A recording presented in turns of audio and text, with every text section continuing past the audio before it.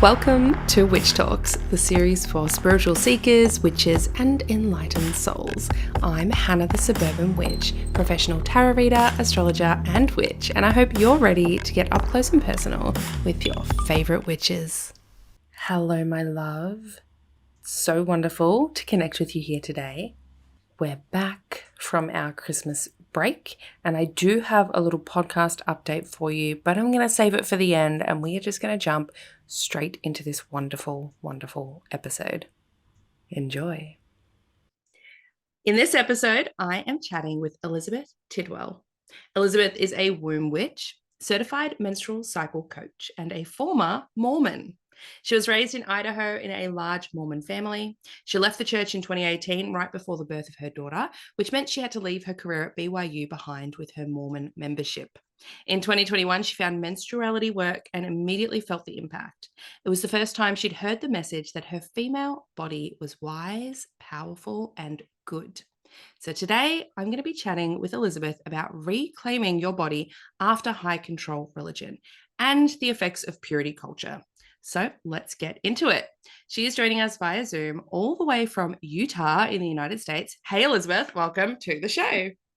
Oh, so excited to be here. Thank you. I am so excited to have you on. I think this is the first time I've chatted with someone who was specifically Mormon as well. Most of the folks I have are like evangelical. What would you say is like the main difference? You know what? I really would love to learn more about that because I feel like the more people I talk to, and again, I'm in Utah, I'm from Idaho. This is like the Mormon capital of the world. Yeah. So let's be real, most of my ex-religious friends are ex-Mormon. But the more that I like come in contact with people in the ex-religious community, I'm like, okay, there is so many parallels and so much of it, especially when we're coming from high control religions that are patriarchy based, like they have the same playbook. So I think the particulars in how they're expressed can change and little bits around culture, but so much I'm finding the core messages about yeah, so much about like our nature and who we are and how we are, like what we aspire to, how we conceive of ourselves, what we expect for our lives is all informed by this similar foundation of harmful patriarchy. And then with the twist of controlling religion, like there's a lot that is similar and it always breaks my heart because I'm like, oh, no, nobody's spared when we come from a place of patriarchal religion. I agree. I agree 100%. So let's dive into the really juicy question first then. How long were you a Mormon and what was it that triggered you to leave? Yeah, so I was raised Mormon. I was born Mormon. I'm from a huge Mormon family. I'm number seven of 10 kids. Oh my God, your poor mother. I know, I know, pretty wild. Um, and yeah, that was what I knew growing up. And then I had a rebellious phase in high school, but I didn't like examine the doctrine at all. I just kind of took a break and was rebellious. But then I went reformed and went to two church schools. So I went to BYU, Idaho for my undergrad and then BYU for my graduate program. So I was Mormon until like 6 years ago. So 30 years-ish. Mm. So a long time. What sparked the leave? There's probably two answers to that. The first one is, yeah, it was a convenient time for me to leave my job at BYU. I'd been teaching creative writing and yoga there for 7 years. But I had not been super, actually, my grad program opened my eyes to a lot more about the church and history and doctrine and honestly like critical thinking that I hadn't realized I was lacking Yep. before. And that just kind of made me bring a little bit more of a eye and a critical eye to a whole bunch of things that I was just like, you know what? I have always ignored that I could disagree with things, or like that this doesn't sit well with me, or like, why is it this way? I had never allowed myself to even go down any of those trains of thoughts, Mm. right? So, um, yeah, I had been discontent for a handful of years and only holding on because of my job. I loved my job. But then I was having a daughter. I was pregnant with a daughter, and I was like, "Oh, okay, we got to be done here." This is a good time for me to be like, especially because Mormon women, it's very common that you kind of drop everything once you become a mom, and that's like our main goal and the best possible thing you can do with your life. And so I was like, "Oh, this will be a convenient, easy time for me to like push pause on my career and be like, what do I want to do?" And then, and also, yeah, as soon as I stopped, I was like, "Oh, goodness gracious, I cannot raise my daughter in this culture." And I stopped going when I had my daughter, and stopped teaching, stopped going to church, all of it. And then I kept my church membership on record. It was so it looked like I was just, still a member but not attending until um I'm trying to remember what year, maybe 2021, 2020, sometime in there. I realized that thought that I was probably keeping my church membership to appease my family, even though I have never talked to my family still to this day openly about, hey guys, I left the church. Like we have not had that conversation. But I just assumed that's why I was like still on the church records. But actually, one of the church leaders gave this really terrible um, talk at BYU for the all the faculty at a back to school week during that time when I wasn't teaching. And he gave this horrible talk. It's like known in the ex-Mormon world as the Elder Holland's musket fire talk, because he was talking about how we needed to have a little more musket fire against the LGBTQ community on BYU campus. And I was like, who am I kidding? The only reason I'm keeping my records in is not for my family. It's because I kept the door open in case I ever wanted to go teach again. And I cannot kid myself that I would be able to like exist as I am on that campus without it like, totally ragey.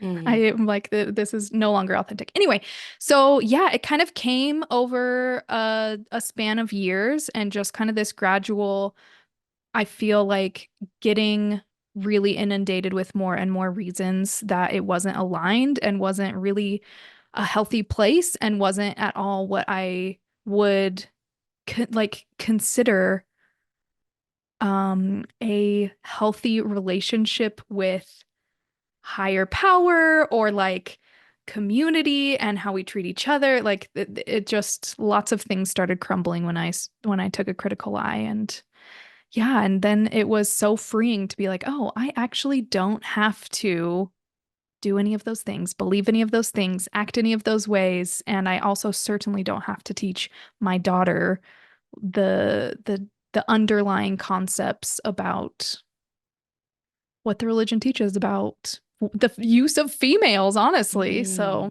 yeah, those were some of the big things for me. I can imagine it being really tricky being told your whole life that basically motherhood is your role in society, and that any education you get in the lead up or any career in the lead up to that is just kind of time wasting, right? And it's not Hmm. your real career. I can imagine that being a real mind fuck in Hmm. in one way of putting it, but also it just shows where the value lies for women in the religion, which Yep. my religion wasn't so, I guess, forceful on the quiverful notion that we see in a lot of, especially versions of Christianity in the Bible Belt, Hmm. which is the more children you have, the bigger the army of God and that kind of vibe. Hmm. Yeah. But it was still really praised. Like our pastor had like 4 kids, which is a lot for here in Australia, and that was a good thing that was seen as, oh, look, he has 4 kids. Like, that's wonderful. And Mhm. anytime, someone is pregnant, it was just this huge celebration, this thing to look forward to. So it is funny that you say that falling pregnant kind of was this like precipice for you, because whilst I was out of the church far before that, I still held on to that concept of I am going to love being a mother and being pregnant. That's what I was, made for, right? This was this ingrained thing that I had never criticized. I had never pulled it out and looked at it. And when I felt pregnant, and I low-key hated being pregnant. I hated Mhm. it. It was, especially with my first pregnancy. My second pregnancy was my healing one. The first one Mhm. was my rude awakening to what the fuck? Why did no one Mhm. tell me it could be this horrible? And I think that shattered a lot of those last little things where I was like, what do you mean? This is supposed to do this like more times? You kidding me? Yeah. Oh, so, yes. so I can imagine it. Do you still have contact with your mother? Do I have contact with her? Yeah. Yeah. Yeah, Okay. I have like fine relationships with all of my family. They We just just like conveniently don't talk about it. okay, yeah, yeah. I feel that. I have that with a few people as well. We Yeah. just won't go there. Yep. Out of respect for the relationship usually. But did you ever wonder if she'd questioned that aspect? I mean, if she's had 10 kids, that's a lot of times to go through pregnancy and Yeah. birth. Yeah.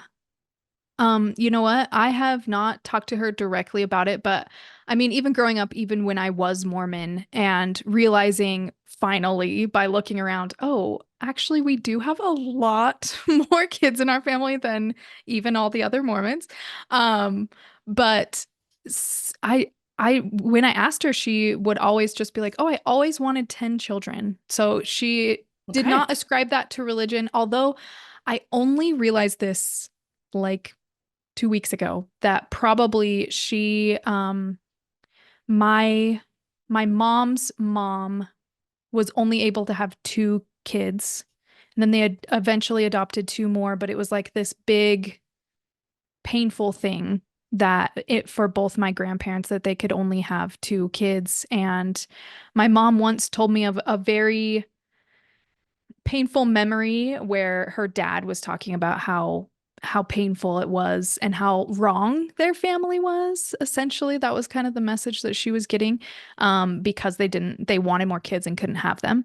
And so I only just put this together that, of course, if this is like a formative memory from my mom's very young childhood, that her dad is bemoaning the wrongness of their tiny family, Mm, then she's going to, you know, whether consciously or not, be like, oh, the best families are big. And of course, then that's definitely reconfirmed with the religious belief and culture all around her. But like I think it mm. was definitely this combination of all of these layers. And then she actually, everything that I've heard, I think she was pregnant at least 13 times and then had 10 live births. So she was pregnant for like over 20 years, pregnant or breastfeeding. And I know I'm like, what? But she always said that some bodies are like made for having babies, Yep. and hers was. And she was like, I liked it and I liked having babies and we were able to, and the Fair. end. Yeah. Fair. It's I wild. have a good friend. She was a midwife, and she's one of those people, just babies everything. She would have a million babies if she could. So yes, I've seen people that are just so at home in that state. And then Yeah. I went into this being like, I want 6 children. I don't know why six. Six was just the number in my brain. Mhm. I don't know, two better than the pasta. I don't know.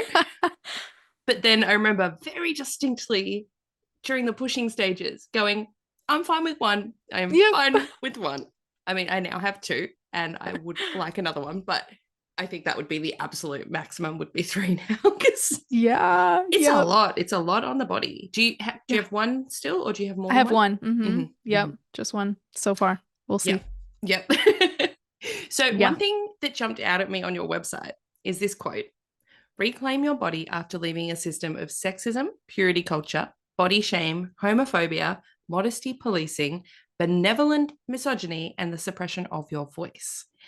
Can you please tell me what you mean by benevolent misogyny? I think this is a really interesting concept. Ugh, and so harmful. Mm, Yeah, so this is the type of misogyny that looks very on the surface like it's very favorable to women. We love women. We support women. You are very special. So in Mormonism, this looks like so much lip service given to the importance of women. Women don't ever get to lead in the church. Or even like lead their own meetings for themselves, or it like there's always a male authority over them. mhm, And we are always told with this like condescending tone that we're not supposed to realize is there, that women are so spiritual they don't need the leadership positions because they're just like already more spiritual than men and they need the like practice. So like all this weird mental gymnastics saying this thing that you're recognizing as an inequity not in your favor is actually evidence that you are better than us, so you shouldn't want that. Right? So it's this mm, idea that um, so it's benevolent because it's like, yeah, listen, this is on its face. You can see, like, it's not like outright, um, violent or that kind of thing. It's mostly just like a pat on the head. They're there. You're fine. You're actually like really important, but no change ever happens and no actual selfhood and no recognition of, so many things. But it's really insidious because it's very hard to point to it in a way that people who are participating, whether male or female, can actually understand when they're in that place because it feels like it's nice. It feels like you're being treated really nicely. It's nice to hear, oh, you guys are so spiritual. Oh, you guys are like so tender. Oh, like all mhm. these things that really still just function to keep us in a box. It So it makes is me think very of, harmful. I don't know if you guys had spiritual gifts. We had spiritual gifts. So the gift of tongues, which Mm, is expected in the evangelical church. If you don't have that, you don't have the Holy Spirit. And things like the gift of, prophecy, the gift of interpreting tongues, the gift of laying on hands and healing. And then there was one called the gift of hospitality. mm. Guess who got that one? Mm-hmm. Yep. All the women. I don't think I Yep. ever heard of a man getting that. And it was, again, done in this way that it's a gift, Yeah. right?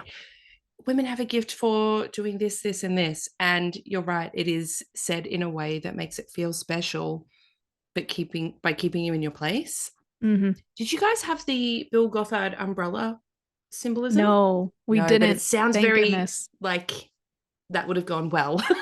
Yes, I know. It is. It's so funny because Mormons really, really, really, really pride themselves on being not culty. And now on the other side, it's I just just like took a drink. so funny. I know. I was like spurted that everywhere.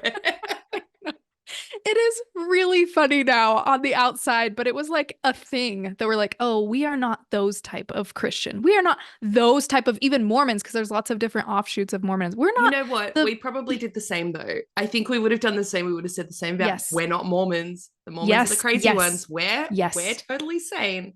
We also Mm-hmm. used to say that Catholics were practicing witchcraft. So Oh, yes. oh, well, in Mormonism, Catholicism was like the great whore of the earth from the Bible was the Catholic Church. Can you stop talking when I'm drinking? I'm going to like spurt this everywhere. Oh god. Oh, so it's like so comical on the other side, but like again, as like, So a little girl, I funny. was like, yeah, those Catholics. The great whore of the earth. Oh my god. Oh my god. I can't wait to tell my father-in-law who is a Catholic. Did you know? Mm. All right, I'm gonna have my last sip of tea so I don't splutter it everywhere. Now, correct me if I'm wrong, because Mormonism is not my expertise area. Mhm. Is Mormonism the one with the underwear? Yes, it is. Oh, can you tell me about the Absolutely. underwear, please? Yes. Okay. Oh, okay. Because I'm sure this Um, comes back into purity culture in some way, does it? yes, yes, of course. how could it not when you are forced to wear, always be covered from your shoulders, a very modest, very gentle scoop neck all the way down to your knees Mm-hmm. at all times. Mm-hmm. And so garments are the sacred underwear that you get when you go through the temple. So they are supposed to remind you of your covenant with God and to always remember him, yada, yada, yada. But even before, so like technically you could wear clothes before you went to the temple that would like once you have them, you wear them underneath everything, including underneath your bras. Like, doesn't matter if you're getting yeast infections all the time, you are wearing those garments, right? Like, doesn't matter. This is a Mm. huge sign of your worthiness and all these things. But even and for most people, this happens when they either get married, is when most people go through the temple for the first time, or go on a mission, or the weirdos like me who just went through when they wanted to because I didn't go on a mission and didn't get married super young like most Mormons do. And it was like, my mom was like, you could wait for your husband. I'm like, oh my gosh. Anyway, so but even before that point, as adults, you're still expected, even though you don't technically have to be covered, you're expected to like be covered all the time, right? Like, so like preparing as a teenager to wear garment friendly clothes and stuff like, so basically, yes, it's tons of wardrobe checking. And one of the last Sundays that I went to church, I remember not being able to control my facial responses to this lady giving one of the lessons in one of the smaller classes. Anyway, she was talking about how she had just gotten back from vacation, and one of her favorite things to do whenever she goes anywhere in the world is to garment check everyone around her. So you can see um under guys' shirts, it's called the celestial smile because you can see like the neckline. And under and for like women, you can usually see especially on the back, it's really easy to tell. Anyway, if you know what you're looking for, it's very easy to see garment lines. And I just remember being like, okay, that's creepy. You're looking at everyone's underwear lines and judging if they're Mormon or not and like what that means. And I'm just like, this is how you spend your time on vacation? That's weird.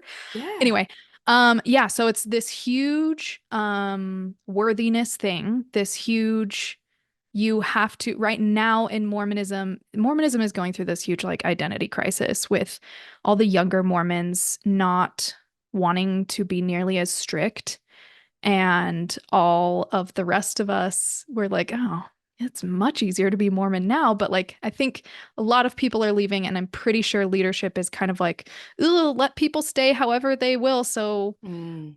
Mm-hmm. well, yeah, sure, you can just like wear whatever you want and wear your garments when you go to the temple, or like people are not wearing garments on vacation, but they will at home. You know what I mean? So people are actually, at least some people, definitely not everyone, but some are getting more autonomy over Yep. their own underwear. Yep. But doctrinally, no. Doctrinally, and again, like this is worthiness hierarchies. The more worthy you are, the more strictly obedient you are, because nothing is better in Mormonism than obedience. Mm. So everything is about, how devoted you can be to honestly inane inane rules that just again function to keep you so focused on keeping the rules that you can't think about anything else. Yeah, I was going to say that's such a great control technique. If you wanted Yep. to control someone, you control the little things and the mundane things, Hmm. because then, of course, if they follow that, they'll flow on. Oh, there is something Yes. about that in if you ask someone to do something small and they agree to it, they're more likely to do something bigger. Like that is literally a Yep. psychological technique. Yep. So it's interesting when you start recognizing that, but when you're in it, and I like when you said earlier as well, when we were talking about the benevolent misogyny, that I can't remember what your exact words were, but it was something about trying to point this out to people who are in it. It's really tricky. And I don't think people doing that are doing that with the insidious aspect. Like the men who are saying these things, oftentimes they've been indoctrinated to believe them Hmm. as well. And they Yes. probably believe it's good. And this is where it's so tricky because when you come out, you're like, oh my gosh, everything is like so wrong or evil or manipulative. But the people are often not. The people are just caught in that system. Then Yes. there are some people who are really evil. And it's like really tricky because it's so nuanced and it's so Hmm. different depending on what it is. And whilst I'm on that train of thought of tricky things, would you go swimming with the underwear on? Okay, so there were three S's you could take it off for, but you were supposed to put them on immediately after each of these. Swimming, but you're still supposed to wear like a one piece, Mm-hmm. right? Showering and then immediately get dressed, and sex and then immediately get dressed. Like you weren't supposed to like our church leader, our bishop, when we you have all these interviews to get married. Anyway, when we were having one of our last like premarital bishop meetings, he was talking about the importance of basically not being naked with your spouse because again, like with all those little tiny daily choices to wear the garments, there's also this inbred fear of losing the protection of like the Holy Ghost and like God's favor essentially if you take them off. So yeah, so you have this huge fear after so many days of having them on to sleep in, having them on every second of the day besides the three S's. Like most of us, like it's second nature. You don't even like ever really see your own body outside of Mm. garments, let alone like enjoy your own freaking life with your spouse. Like it's definitely this fear and lots of tons of associated like fear and phobia and worthiness and just like catastrophic thinking can really come into play, especially with people who are really scrupulous, had lots of religious scrupulosity. Like it can be really hard because there's so much scare tactics associated with garment wearing as well. And then, of course, it's just like really cemented into how you experience yourself and how you experience intimacy in your relationships and all sorts of layers that nobody should have any say in, but they can easily have very, very high control there as well. And it breaks my heart. Mm-hmm. Absolutely. So with purity culture, so obviously the undergarments are for Mormonism a huge part of that because that is literally keeping you in air quotation marks pure and clean and protected Hmm. at at most of all times. Outside of those though, is there what are the other, I guess, control mechanisms that were used within the umbrella of purity culture in terms of, I know for us it was very much no sex before marriage and the ridiculous one where they either pass around a rose throughout everyone in youth group or everyone pass around a piece of paper and they have to scrunch it up and then we can never flatten it out, we can never make this Hmm. beautiful again. That Hmm. analogy, like I'm not Yep. a Chewed flower, up I'm a gum. human. Yeah, Yep. All that. exactly. Yes. Did you guys have those sorts of, did you have youth group? Like how did it sort of get Mhm. pushed onto you? Disseminated. Yeah. Yes, Mormonism loves to take up Mormons' time. Again, as like you can't anyway. So yes, there was Mormon church, especially growing up, they've changed it now, but it was 3 hours every Sunday. And then you also had, yep, then you also had at least 2 hours of your youth activities or like every age group's activities, right? Mm-hmm. So adults as well as youth, but the youth especially spent a lot of time together. So Was that on a yes, Sunday as well? no, that was midweek on an evening. So I'm again, trying to taking up figure all your out. time. I want to look up my church because I don't actually remember how long the services were. Mm, And I like my eyes widened when you said 3 hours, but like, I don't know, maybe maybe that ours was was, it. I can't remember. Where do we even find that? I don't know. Yeah. Well, I know it was like a huge deal around COVID. A whole bunch of stuff changed for the church around COVID because a lot of people honestly just stopped going. Yeah. And they were like, oh, actually, this is better. I'm fine. But they also changed the church length to 2 hours. And that I had already left at that point. I was like, why are you guys making church better now? Like, come on. I think ours must be 2 hours. I'm looking it up now, and it says there's a service at 9 a.m., another one at 11:30, and another one at 4 p.m. every Sunday. Yeah, gotcha. So that's interesting. That's my original old church. Sunday revival service times. Ugh. We used to go every Sunday morning and most Sunday nights as well, even though it was literally the same sermon. Oh Why? gosh, that's Why? terrible. So we'd just stay, because it was like 45 minutes to an hour away from our house. So we'd just like stay in the city, go out for lunch or something, and come back for the service.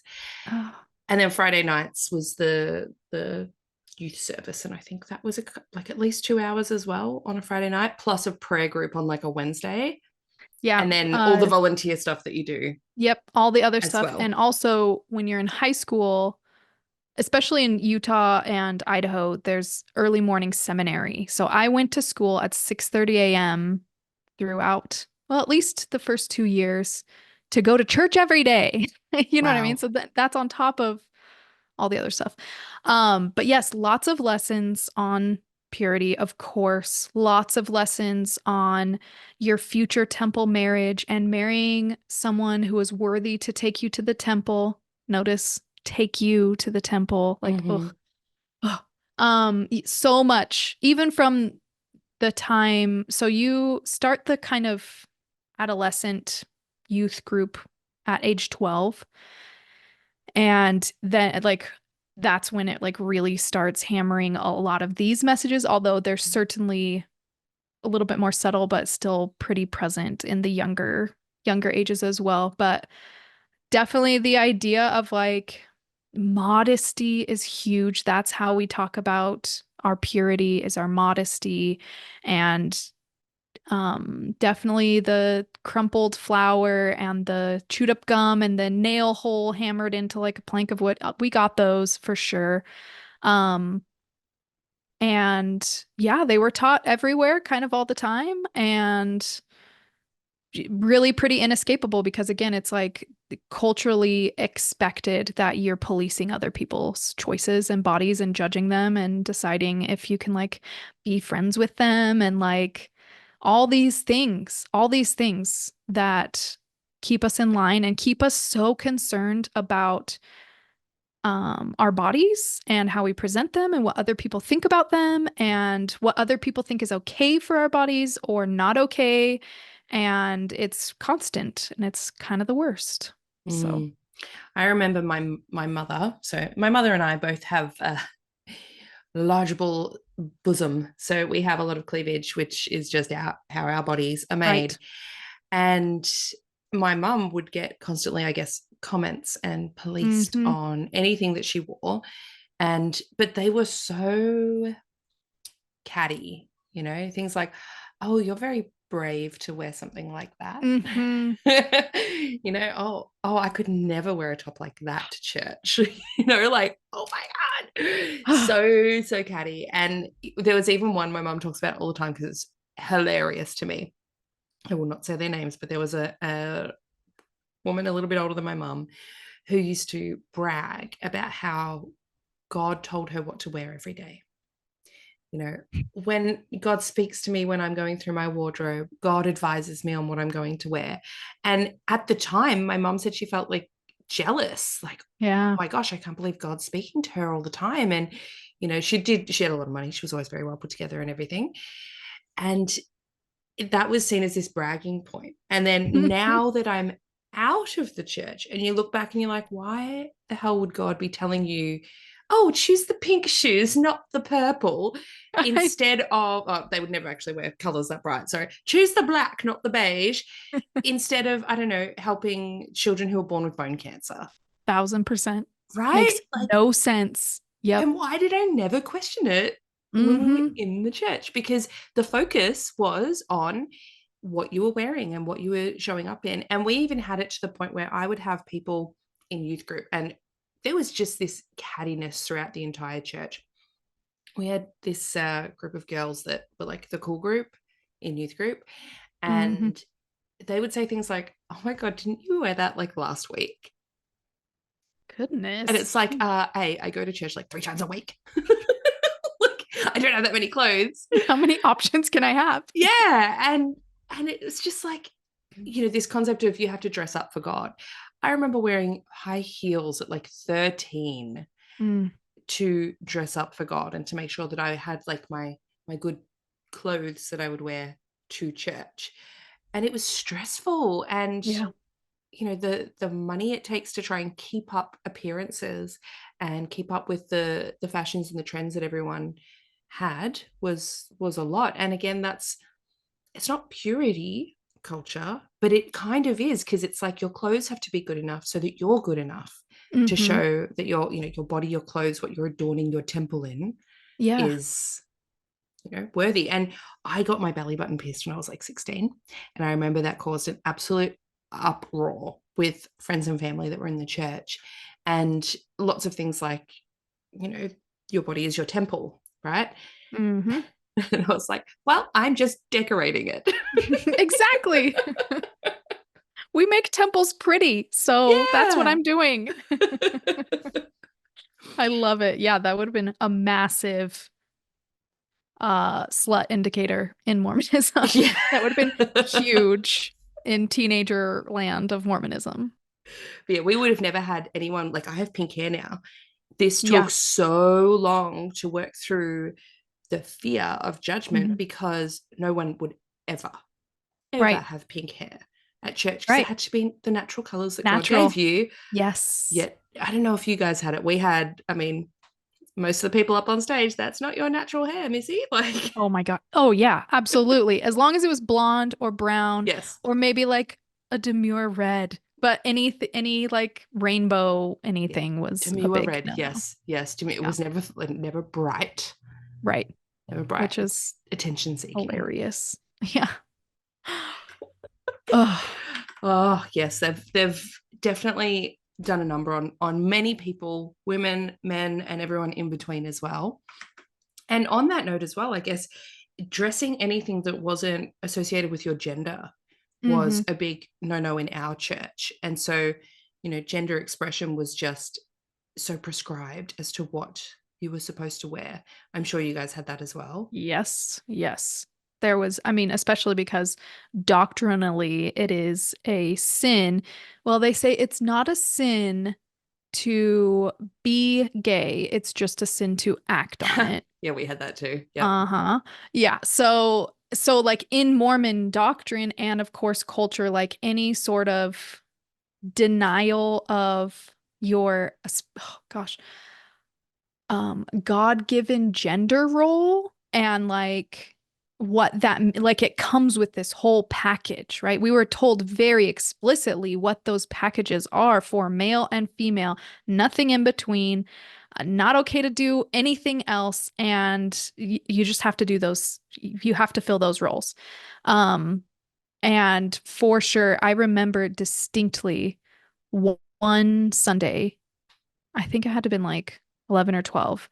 And a woman that I didn't really know that well came to church wearing really flowy, like, yeah, flowy black long pants that kind of looked skirtish because they were like really flowy and they looked nice. And I just remember being like, pants on a woman at church. Like that's a huge not okay. At least it was growing up. Now it's again, things are changing a little bit more, and especially with more feminists, there was like a whole, I remember, I think probably when I was in college, there was this big wear pants to church day, but it happened like once a year. Wear And pants like, to church day. Oh my yeah. gosh. Yes, so it's very prescribed. And like, even though I didn't ever say anything to that woman I saw at church, I'm I'm pretty sure I asked maybe somebody in my family or something, and they're like, "Yeah, we don't do that." And because I was just like, "What is this? I've literally never seen that." Mm. And just like even without anyone needing to say anything to her or even like directly about it. It was just like I could feel even that young this like huge cultural shaming and distance Yep. from just her choice of pants for the day. Jeez, Yeah. like And that is such a thing that's really hard to describe to people who haven't experienced it.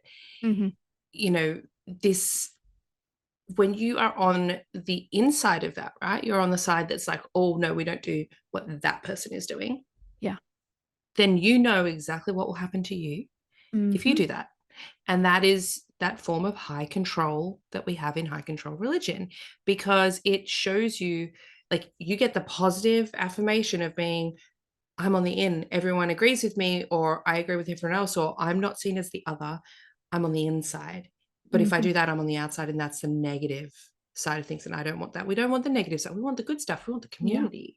So it really does. It affects your choices about the clothes that you put on your body, the way that you style or not your hair, Right. the whether or not you wear, makeup, your any form of expression physically Mhm. is completely stifled and put into this box. And the Yeah. effects from that, I think, can be really far reaching. What do you think are some of the effects, the things that happen to us because of growing up or experiencing purity culture? Yeah, I think for sure just the ability to see and feel confident in what is your authentic choice and Mm-hmm. what isn't. That's huge.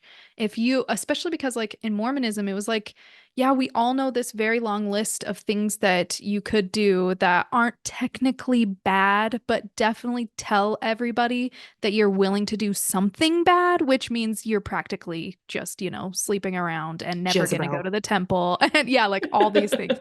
I'm like, okay, let's like when I was growing up, one of them was like getting any more than one single earring. So, like, Mm-hmm. all of these tiny indicators that you don't get to choose a single thing about how you move through your life, right? What you do for yourself, what you think is attractive, what you think is comfortable, what you think is how you want to look or feel in your body, none of that matters.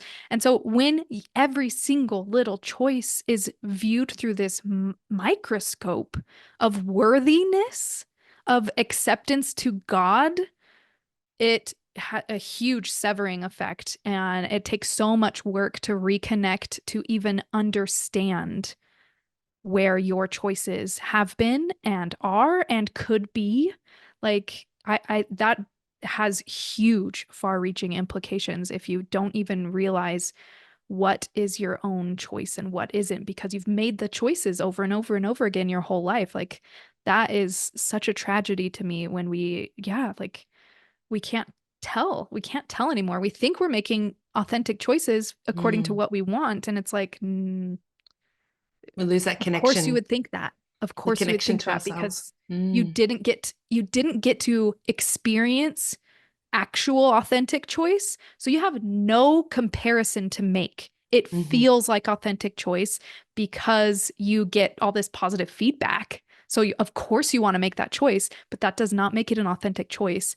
And yeah, I think that that complete lack of awareness of like the knowing and feeling and embodiment of making a choice for your own sake and no one else's affects us every single day. Absolutely. Yeah, I agree.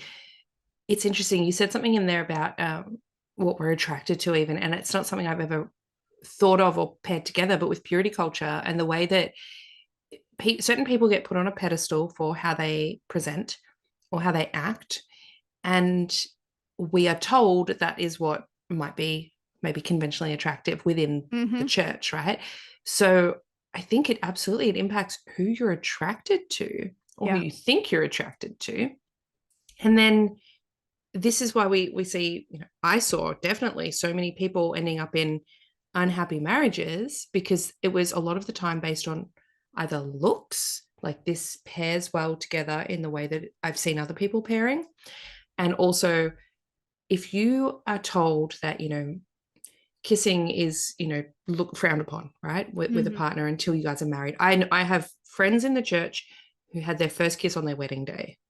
Like, Yeah. that blows my mind. But then Yep. a lot of the time, the person that's going to be very comfortable not kissing you until the wedding day is probably someone maybe who's in the closet and either Right. doesn't realize it Right. or is just really keeping themselves in there, because they're not going to have an issue with intimacy if that's not what Yep. they're attracted to. Like Right. we see, Right. that's not always the case, but that can be the case a And it lot of the is the time. case more than we anticipate, more Yes. than we're even aware of. Mm-hmm. Because if you have, especially, okay, so a huge thing in Mormon culture and Mormon purity culture is masturbation. This is Mm-hmm. like females, it's like I only ever got a lesson on female masturbation one time as a college student, but Ooh. males get it all the time, all the Mm-hmm. time, all the time, all the time. So again, it's like whatever your gender is, like if you are afraid of your body, like I remember like so many males are like and females were like I literally everything is in vague terms, and so it's like they don't know, but like they just know they can't masturbate, so it's like is washing myself in the shower masturbation? I was touching myself, you know what I mean? Like no Mm. knowledge, no Mm-hmm. knowledge, so much shame, so much fear, and so we just disconnect from our bodies entirely, right? We Completely. just internalize so much shame, so much like revulsion, so much lack of connection.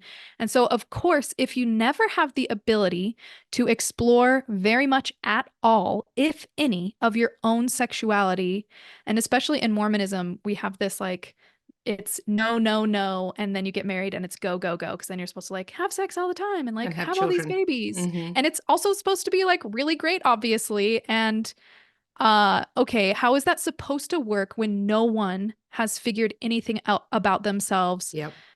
like not only sexually but like even again like just like how they want to be, and so and getting married so young and so quickly, Mm-hmm. it just really it happens way more than we ever thought or were taught or were aware of, because so many, of course, without any awareness of your own sexuality, your own sexual preferences, your own sexual literally anything, Mm-hmm. and then you're supposed to show up in a relationship and it's just supposed to work out, and Mm. both of you are completely unaware. And still full of Yeah, shame. so full of shame. And like, Mm-hmm. of course, it shows up way more than it should if people were allowed to get to know themselves, to figure Mm-hmm. out, is this the type of person that I actually want to be with or am attracted to? Is Mm-hmm. this the type of relationship that I want to have? Like any of that. And yeah, Mm. such a disservice is done when we're told in whatever form that our own bodies are our own enemies, which in Mm. Mormonism it is. Like there's this scripture in the Book of Mormon that we recite all the time. The natural man is an enemy to God. So it's like we are our own enemies, right? Mm-hmm. And so it's like, Mm-hmm.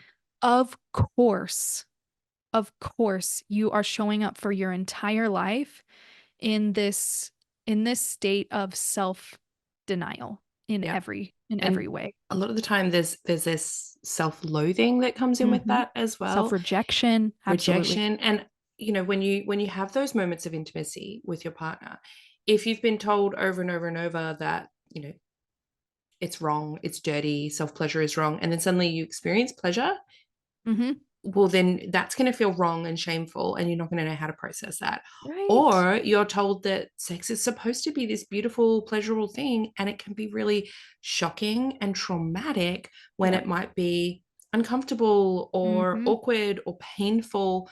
Or, we've got all these messages in the church about submission and, a woman's role, and it primes people for abuse, sexual Yep. abuse, Yep. domestic abuse, all these sorts of things.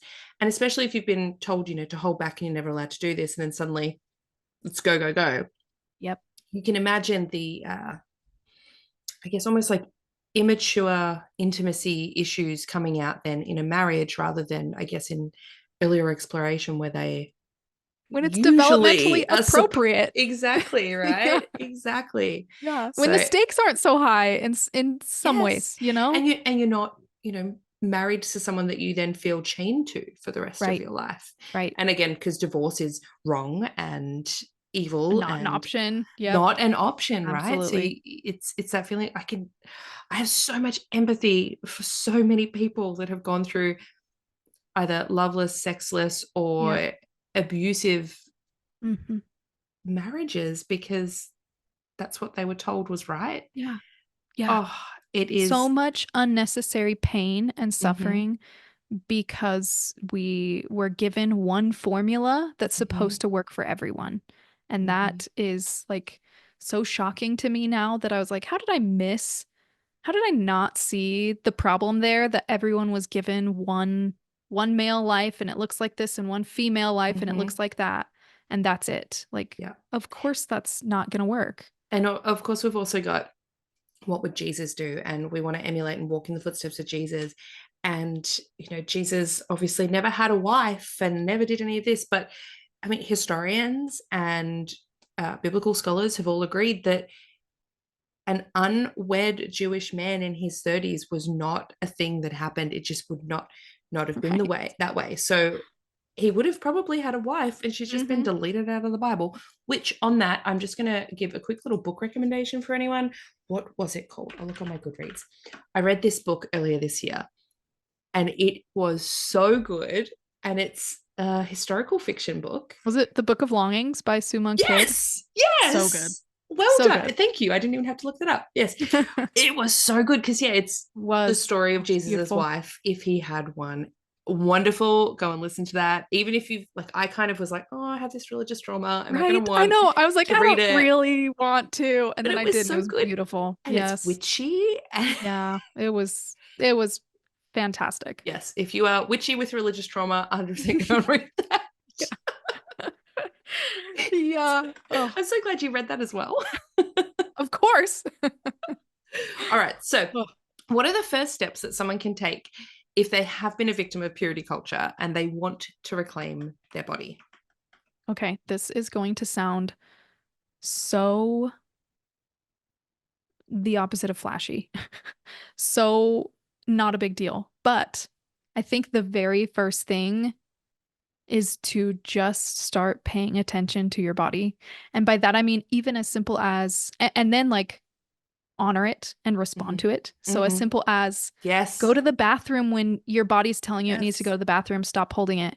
Mm-hmm. If you're hungry, go get a snack, stop waiting until, XYZ. Like things as small as that can really start building this awareness and this like two-way relationship with your Mm-hmm. body where you realize, oh, my body's actually communicating with me all the time and it's telling me what it needs and what it's comfortable with and what it wants.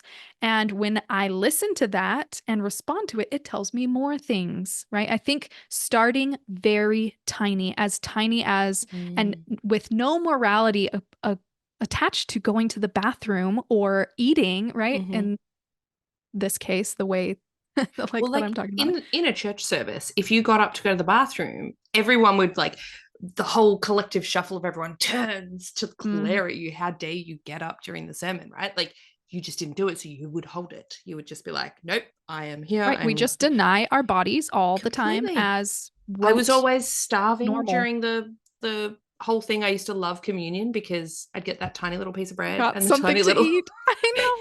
We didn't get wine. We got like blackcurrant juice, which I loved. So I was like, "Oh, We yay!" only got water. You only got water? Water and white bread. Interesting. We had these Yeah. like little dry crackers, which were actually kind of good, and yeah, blackcurrant juice. No, we had Water and lots bread. of Wonder Wow. Bread and white and just like clear nothing Interesting. paper cups, water. But it was always a good week when one of the very Mormon, more earning extra Mormon points women would bake bread, Oh homemade my bread God. for the sacrament. We're like, oh, How many thank people God. were in your church? How many people? Okay, so Mormonism's a little bit different. It's all, especially in Utah and Idaho, where there's such a high concentration of us. There are seriously churches on every corner Mm-hmm. in my area.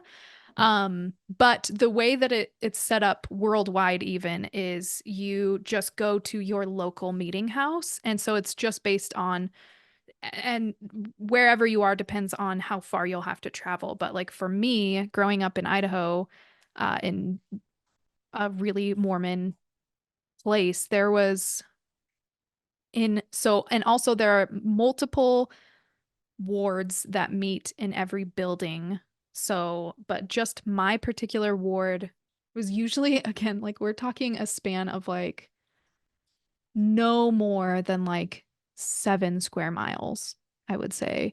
And we had hundreds. I don't know. I would guess like probably, I want to say like 400 people, Can you imagine but baking bread for 400 people? I could be wrong because, but I remember the church I grew up in particular was a pretty big one. Mm. So there were lots and lots of pews and there are tons and tons of families. But yeah, like again, so the little priests, which are like 14-year-old boys, would break them into these tiny, tiny, tiny pieces. Hmm. And they would just like be breaking bread during this sacrament prayer as fast as they could go. And yeah, like yeah, it was like a loaves and fishes moment for sure because I don't think they baked like, 10 loaves. I think they brought, I Put don't some know, Wonder Bread in there as well. 2 or 4. Yeah, yeah. Definitely break that up. But anyway, yeah, it's I think we Mormonism had, definitely has a huge like homesteading and like yeah. that vibe going for Mm-hmm. it. So that Mm-hmm. was like a big thing where it's like, of course, we occasionally Because have that is, baked bread. that's purity culture as well. Yes. It's It's not fulfilling just your about, gender role.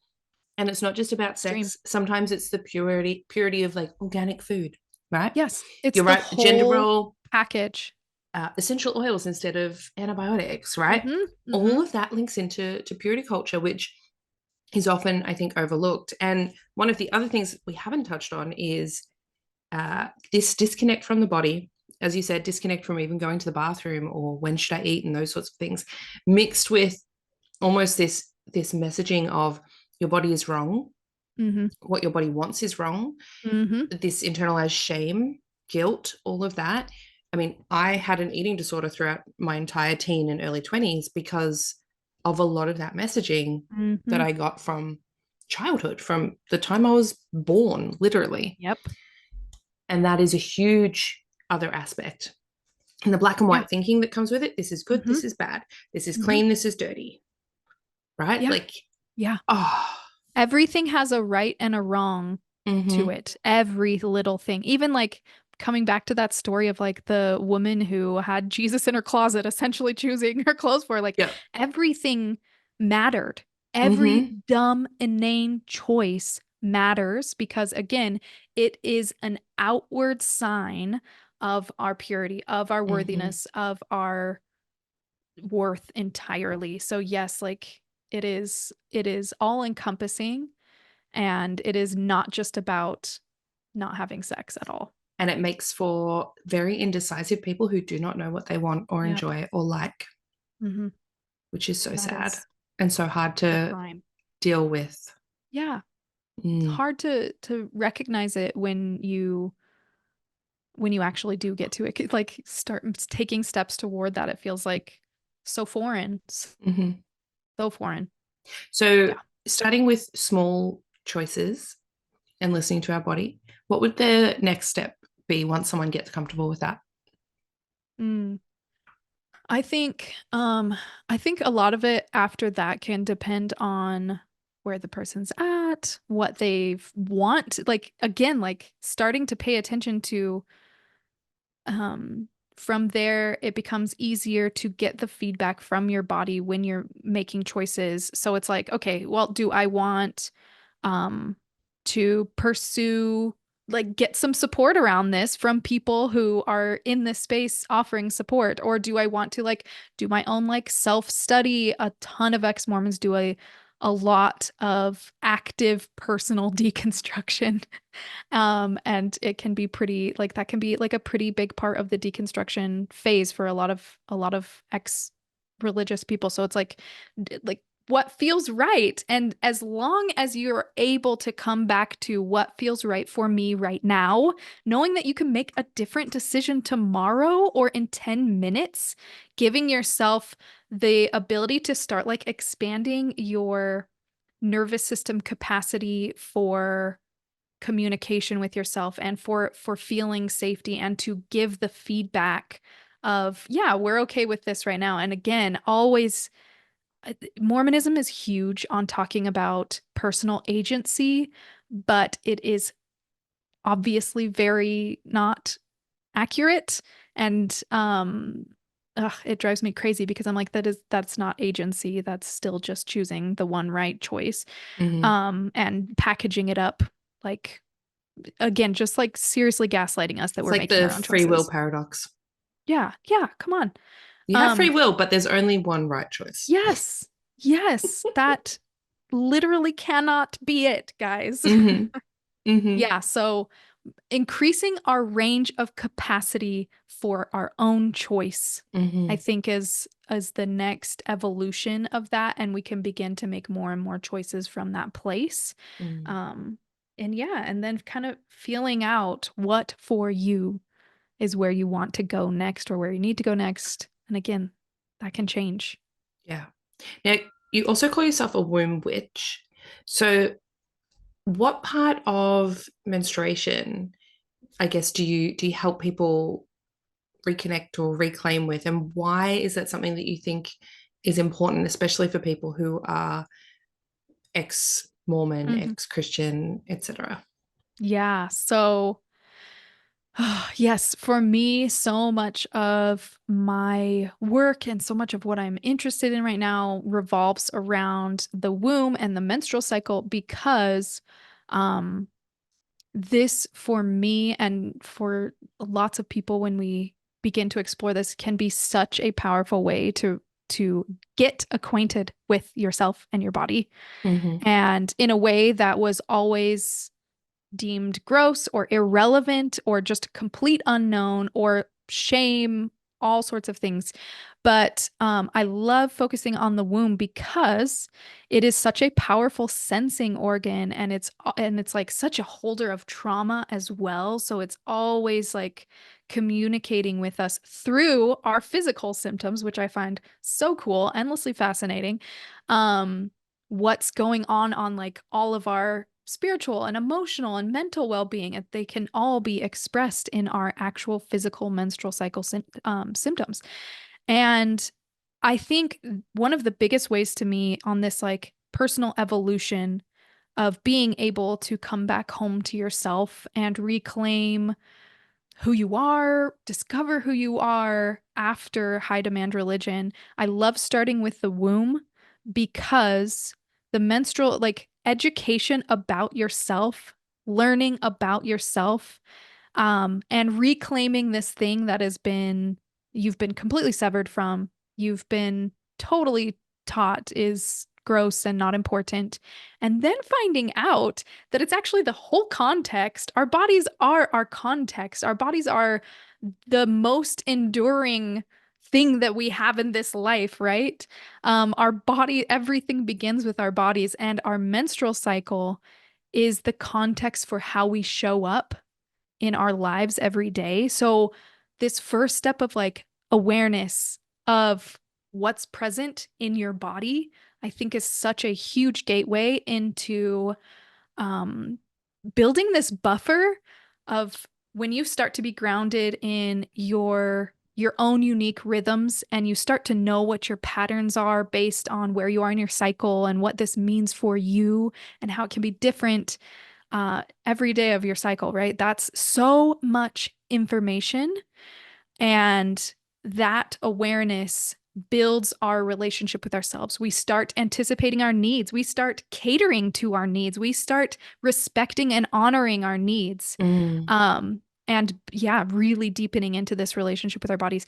And what is so magical about that is that buffer begins to expand and build and strengthen between what you know to be right for yourself because you're aware of these needs and desires and preferences, all sorts of things, and just what's present for you and your body. other people's opinions about your body or your choices or what they want for you and from you just becomes so much quieter.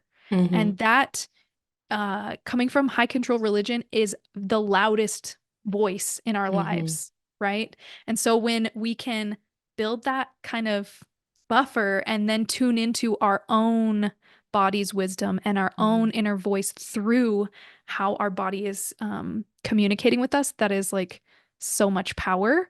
And obviously, there was a reason why they wanted to disconnect us from our intuition and our bodies and our the power in our cycles and like the way of the feminine and all these things that are wrapped up in stepping into your own rhythm and your unique patterns. Whereas Mm-hmm. again, with high control religion that just wants you to do the one thing, just wants you to do fill that one role all the time, always have the gift of hospitality, always, Mm-hmm. bake the bread for Sunday, always be an endless mother. Like when we get to tune that out, and it is so Mm-hmm. much less loud when we are able to be like, oh, wait a second, my body is day 28 and there's no way in hell I'm staying up till 2 a.m. baking Mm-hmm. for 8 a.m. church tomorrow. That's not Mm-hmm. happening, right?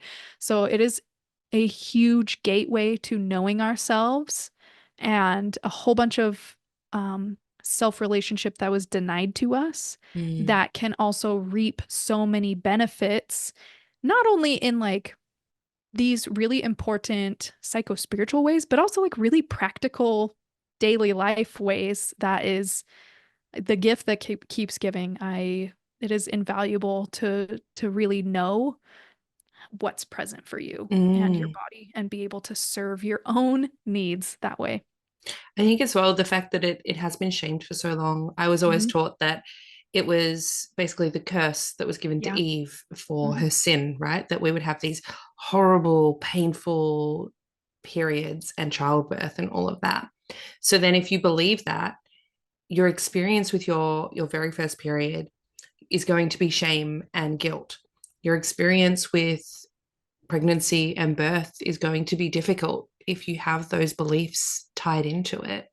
And Yep. I look back and I'm really sad for young me and everyone else that if I had healed that relationship earlier, I think things would have gone differently when I Yes. first felt pregnant, right? But I didn't know Yes. how to handle any of those. I didn't have that yet.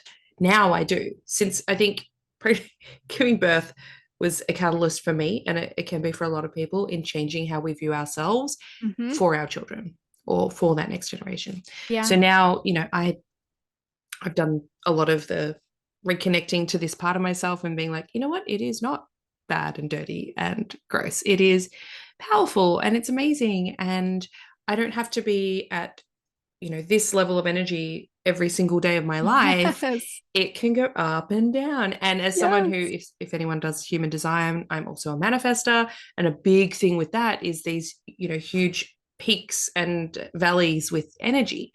So that really was like, oh wow, I can do that. And Yeah. it's amazing this shift to, I guess acceptance and understanding and how it has changed. Like I look forward to my period now. There was Hmm. a girl that I used to work with, and this was like 10 years ago. And she used to be like, oh my God, I love my period. And I could not understand it. I was just like, oh my God, What? who Yeah. says that? Like, no, it's the worst. And now I love my period. I love it. Yeah. I'm just like, Yeah. yes, it's here when I want it to be. And this is my time to rest. This is my time to, Yes. X, Y, and Z. And I'm teaching that to my children. So if I'll say, Mum's bleeding right now, and my daughter will be like, all right, Mum, you go lie down. I'll make you a cup of tea. Like, Oh, love and it. she knows the herbs to get. Like Yeah. and she's learning to look after me, which will teach her how to look after her. Yes. So it is such crucial knowledge for people who are menstruating and people who are living with and caring for people who are menstruating as well, Yeah. to understand these energy peaks as well. So I think that's wonderful that this forms such a big part of your work in helping people come back to their bodies Yeah. and understand that aspect. When you are comfortable and confident with yourself and like all of that and know yourself, it is very hard to shame, to like take on other people's shame. Mm-hmm. So whether that's talking about like, menstrual cycles or anything else, but it's like when you're totally fine with like when you're actually like, no, I love my period. Why is your opinion of my period? How could that like that makes no sense that it would Mm-hmm. change my mind about how I experience my period or my body. You know what I mean? Like, so I love that aspect of helping this like cultural shift because Mm-hmm. it thankfully is growing, that we are rejecting all these cultural narratives that, it's Eve's curse, this is just how it's going to be, they're always going to suck, you never talk about it, you're dirty, all these things. And instead, we start, yeah, teaching our children, teaching the next generation. I do a lot of work with children to help them start their menstruating years from this place of confidence, again, because it builds that buffer where their Mm-hmm. understanding of themselves is going to be much more important than the messages that others will say that they will come across for sure. But if Mm-hmm. you're already grounded in how cool your body is and you know how it works and you know why it's happening and you know Mm-hmm. what's happening and there is nothing wrong with you, and your body's doing exactly what it's supposed to, and it actually is really important to listen to your body. um yeah, set up so much better for years and years to come with their relationship with themselves as a whole, because other people's voices are just not going to You're so right. resonate the same way Mm. if they like, it's protection. When we don't have this confidence and this awareness, we have this kind of, it feels like this permeability of like anything can reach us because we don't Mm. know, right? When we Mm-hmm. don't have something grounded and concrete, um, in ourselves, in our awareness, in our understanding, then it's like, well, of course, then you can like lap up anything that's coming your Mm. way because you're looking for information. You're looking Mm-hmm. for the stories about yourself. You're looking for the narratives about how to respond to what's happening in your life, how to respond to what you're experiencing. So I love the huge value of being able to say, listen, it doesn't matter what anybody else thinks about this. I'm good and I'm confident in XYZ and my relationship with myself. You're so right. And it just like as an example, if someone was to say to me, not that no one in my life is saying this to me, but let's say someone comes home and says, what have you been doing all day? Why are you on the couch? Get Right. up and do something, right? Those sorts of things, which granted, I got that messaging when I was younger. Mhm. If someone said that to me now and I was bleeding, right? Or just about to, I'd be like, excuse me, I'm Yeah. bleeding. What are you talking about? Look, this is where I'm exactly where I'm supposed to be. I would Yes. not take on that shame and that, oh, I should have been doing Exactly. more and I should have been doing. I wouldn't take on any of that because I know what my body needs.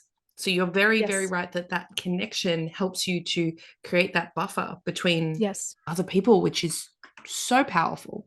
Right.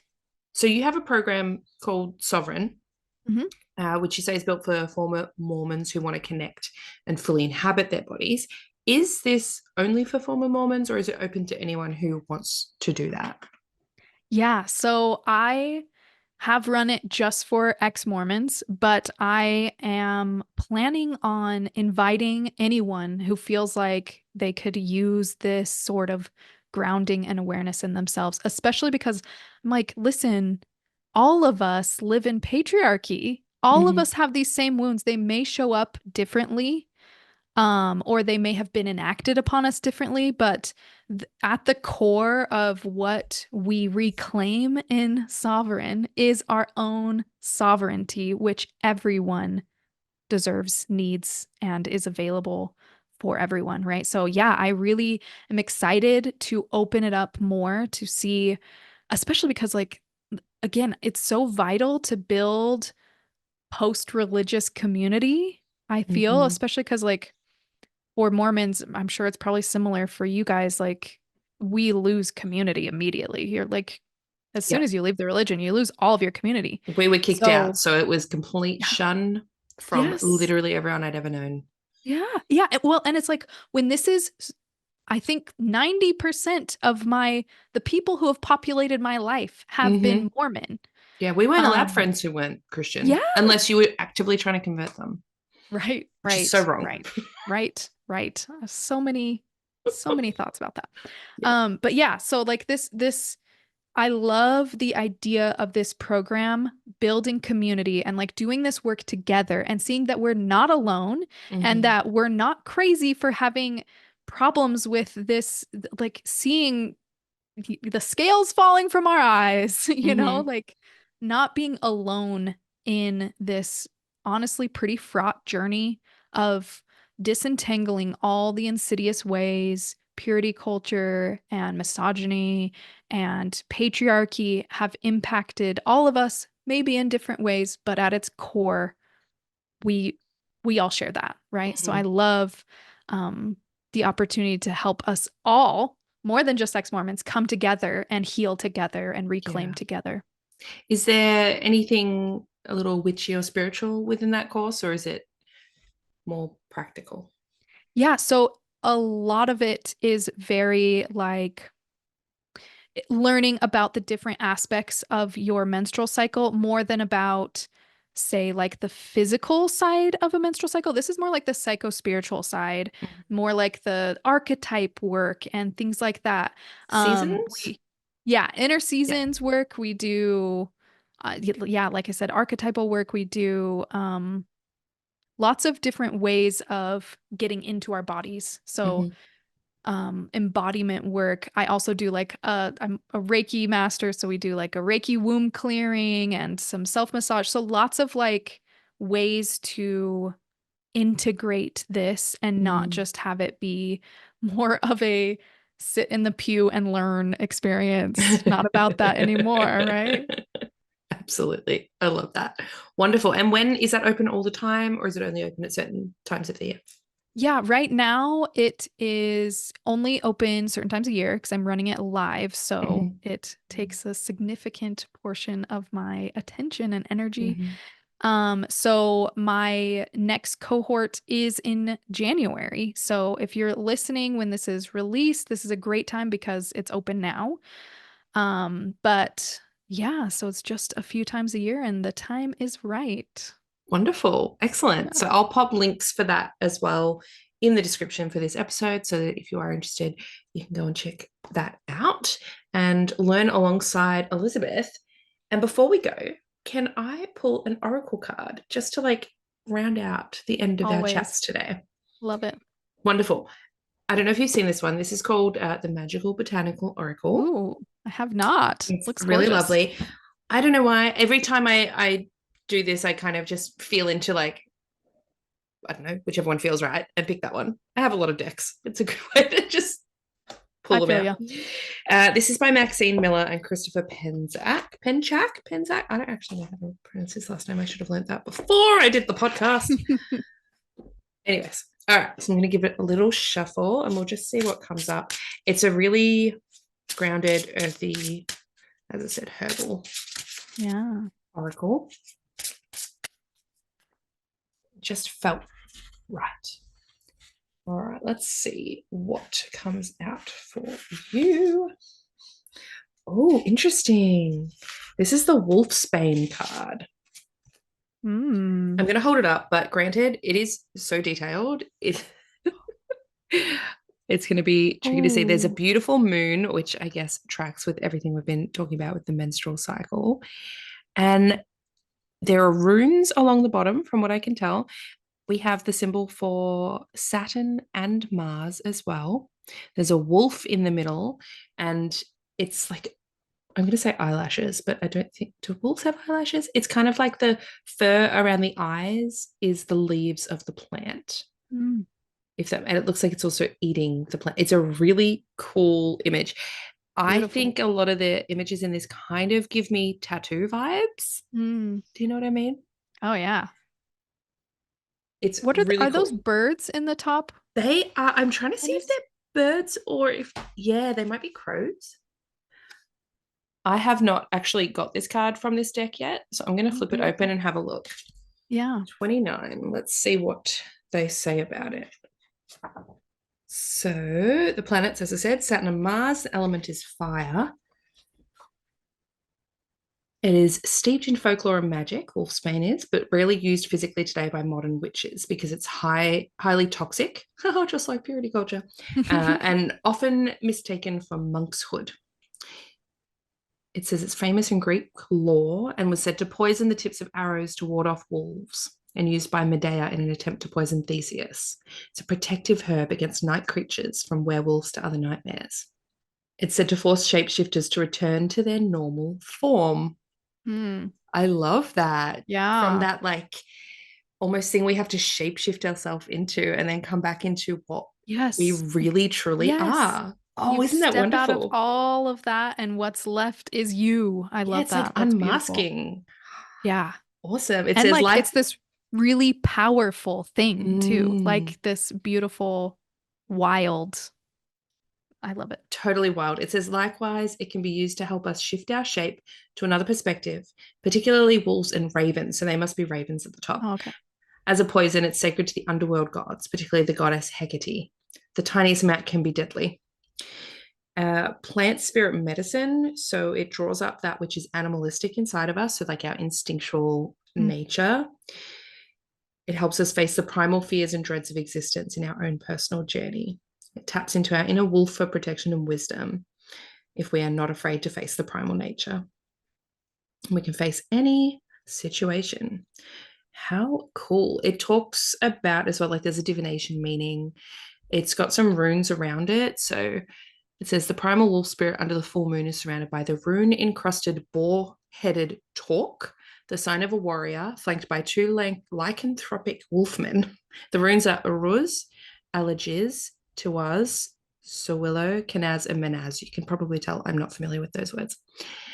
And then the ravens are reminiscent of Odin's familiars, Hugin and Mun, Mm. and or thought and memory. So I love that it's got this Greek aspect, but then also this Norse aspect as well. And the affirmation is, Yeah. I am a spiritual warrior. I love that. Isn't that I such love a that. beautiful card? I think that's beautiful for what we've been talking about, Yeah. especially with the moon aspect there. Well, and like again with like, okay, so in the menstrual cycle, we're confronted with death and the Mm-hmm. underworld. And Mm-hmm. like one of the weeks in Sovereign, we talk about embracing our luteal phase as like it's okay to be a bitch, like, and reclaiming bitchiness and Yes. reclaiming boundaries, and how Mm-hmm. our cycle actually helps us travel into the underworld and be reborn, and just like allows us this depth, right? This depth. And then also like after leaving religion, it is its own death. You Mm-hmm. do go into this darkness underworld of like, what is life outside of this? Especially those of Yeah. us who are like born and raised and hadn't Mm-hmm. ever experienced anything outside Mm-hmm. of, whatever system you're in. It is like this huge death of a version of yourself where then you get to come into your true form, right? Yeah, be You get to reborn. shed all of that. Yeah, I love all the connections here. That's beautiful. Yeah. And if anyone's interested as well, I did an episode with Matt Stein on the Christian to Witch pipeline. And we even talked in that about leaving Christianity is kind of like, or leaving high control religion. You go through the grief process, the five Yeah. stages of Yep. grief. I remember you talking about that. Yeah. Yeah. And that is that death aspect Mhm. of, death to who you were, who you Yes. are, what you thought was real. Yeah. Your And it's entire hard. concept of life and how Mhm. it's structured. Yeah, it's a big deal. It's a big transformation, very Yeah. Plutonian moment. Absolutely. Yes. Yes. Absolutely. Well, thank you so much, Elizabeth, for chatting with me today. It has been a wonderful, deep conversation. I'm so grateful for your honesty and for you sharing your wisdom with us as well. Where can our listeners find you online? Yeah. So I am, my website is myclubred.com. And if you want to get social, I'm mostly on Instagram, and it's again at myclubred. Wonderful. Perfect. Thank you so much again for your time, and I hope you have a lovely rest of your day. Thank you so much for having me. This was so great. Thank you. Wonderful. And we'll chat with you all next time. Oh, did I not tell you that was going to be a wonderful episode? I had so much fun chatting with Elizabeth, and I think we touched on some really, really important parts about understanding purity culture, the effects of purity culture, and also how to begin combating that as well. I did mention that I had a little update for you, and if you follow me on social media, which you totally should, it's Suburban_witchery over on Instagram, and just Suburban Witchery literally everywhere else. I'm on Threads. I'm now on Blue Sky, but I'm just dipping toes. I haven't really figured it out. YouTube, Threads, Instagram is where I'm mostly active though. So give us a follow there. Oh, and the podcast specific Instagram is at Witch Talks Podcast. So the update, if you aren't following me and haven't seen that, is that I actually had a miscarriage recently at the start of this year. And it's been rough, but me being me, I've actually found the harder part is how people just don't want to talk about it, or they don't want to hear about it, or I was so shocked at what happened to me and how, I guess, the actual physical process of how it all happens, because I had no concept. I had literally no concept of what was going to happen because people don't talk about it. And I do think that actually links a lot in with this episode, and I really wanted to release it last week, but I was on bed rest. I've not rested that much, I think, in my entire life. My brain has been so bored, but also grieving and processing, and my body was just so exhausted. And then it's been a little tricky to actually edit this because we did touch on a few things like pregnancy and kids and birth and things like that. But it's okay. I am okay. I will be okay. I'm physically okay. However, it has been a little rough, and because the major hormonal shifts that come after this, they trigger my migraines something shocking. Like, it's wild. And I can't be on any preventatives because we are planning on trying again. So this just is a little update to let you know that whilst I'm usually a very strict Virgo when it comes to releasing my episodes on a certain day at a certain time and keeping up that frequency for you all so you know what to expect, and that's like one of the key pieces of podcasting advice they tell you is make sure you know exactly when you're going to drop the episode and stick to that. But right now I don't think I can stick to that. So I cannot promise that the next few episodes will come out exactly at the same time every week. I will do my best, but they might be closer to fortnightly. I'm not really sure at the moment. So I'm just taking it easy. I'm trying to take the pressure off myself. I have to remind myself that I am the boss and I'm allowed to shift things when I need to, and I need to. So that is my update for you all. We've only got a few episodes really left in the season. So this is episode 78 and season 3 will run up to episode 90. So essentially there will be 12 more episodes. And then we're going to have a pretty big break until season 4. I'm just giving you the heads up now. Since we were talking about ex-Christian isms today, my class on deconstructing from the rapture doctrine is currently available. Look, I highly recommend it. Of course I do. I made it. But honestly, it's one of the classes I am the most proud about. It took me months, I'm not kidding, months to put that class together. It is very dense in terms of the information in there, but it is broken up with funnies and memes and silliness because it's such a heavy topic. I kind of had to do that to make it palatable. So it's a fun, informative, and healing class. And it is like a master class. It's pretty good. So definitely go and check that out. All of my classes are up on my website. There's how to read tarot, how to be psychic, deconstructing from the rapture, and I have a free class available. So if you're like, oh, I don't know if I want to spend money on a class at the moment, I don't even know what our classes are like, check out my How to Craft an Ancestor Altar class. It's free. It is free on my website. So check that out. Enjoy that. If you have any trouble finding anything, shoot me an email or a DM. I'd be happy to help you. And as always, the best way to support me is to become a society member. It's basically my version of Patreon. Patreon takes a shit ton of fees. Like, you guys have no idea. Thousands and thousands of fees. So I shifted off there and I've got my own membership. It is way more user-friendly. It is so much better and it is such a rich and amazing experience now in comparison to what Patreon was. So it is a way that you can support the podcast. You get behind the scenes episodes. You get them in advance from the public. You get a reading with me every month on a video call. And even if you can't make the video call, I still pull cards for you. Like, it is the best value that you can get in terms of a reading from me and all of my content. You get classes that are not accessible to the public. Like, it's really, really a good deal. So definitely check that out. So that is the Suburban Witches Society. Links are always going to be in the description box for the episode. So hopefully next week's episode, which is going to be one of the Hana Help Me episodes where I answer your question, hopefully it's next week. If it's not, it'll be the week after. Thank you so much for your love and your understanding. Speaking out publicly about a miscarriage was tricky, but not in a way that I expected it to be. I thought it would be too hard to talk about, but it wasn't. I did notice some fear about talking up. Like, people would be like, oh, shush, you shouldn't be talking about this. And I did get a couple of comments, which just made me, I guess, more determined to talk about it, because I think we need to remove that shame. That is not, why would I be ashamed? Why should I be ashamed?